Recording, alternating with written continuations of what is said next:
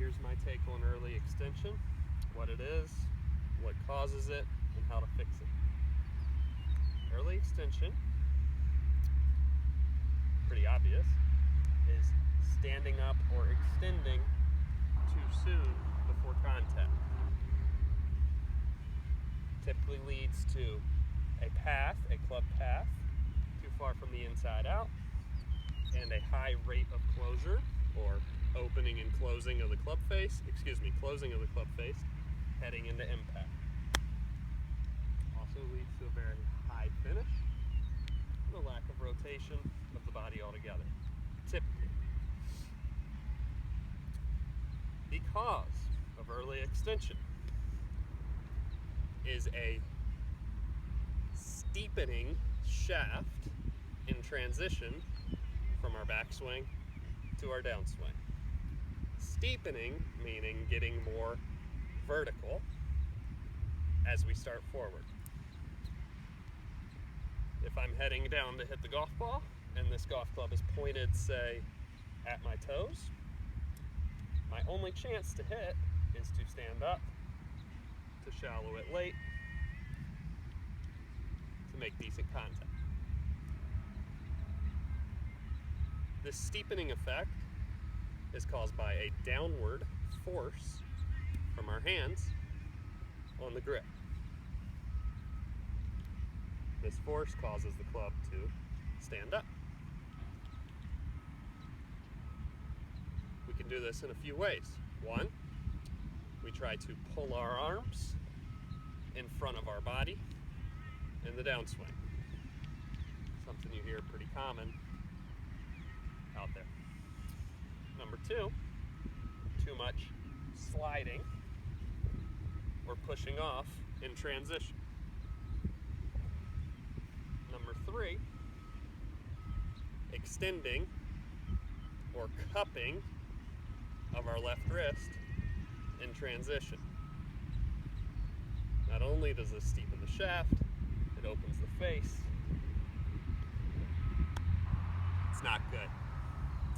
Back to point number one, pulling the arms down also goes with those of us who try to increase lag with our arms on the way down. It's a steepening move. So, if you're an early extender, more than likely you're steepening this club shaft early on in transition. The typical remedy for early extension that I hear is to keep our butt back against a wall and keep our head out over the ball. It would look something like this. The problem with that is if I have a steep shaft on the way down and I keep my head out and my butt back and try to hit this ball, I chop it. Thus, our only chance is to early extend, to get it out there somewhere. So that's early extension. Now, for the opposite. In transition from our backswing to our downswing, rather than putting a downward force on the grip to stand the shaft up, let's do our best to put more of an outward force in this direction.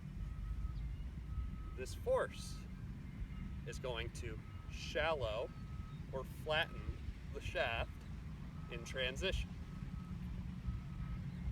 We do this in a couple of ways. Mainly, after making a nice turn, we're going to rotate from the ground and allow our arms to follow. The opposite of pulling down or pushing off. Second, let's make sure this wrist is nice and flat, or even in the process of flexing or bowing in transition.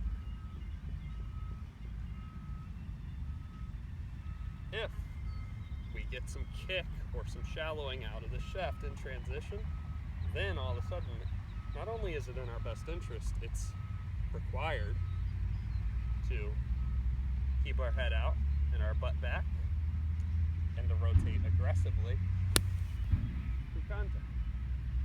You notice the exit's well left. See my entire back side. It was a nice clean shot. So,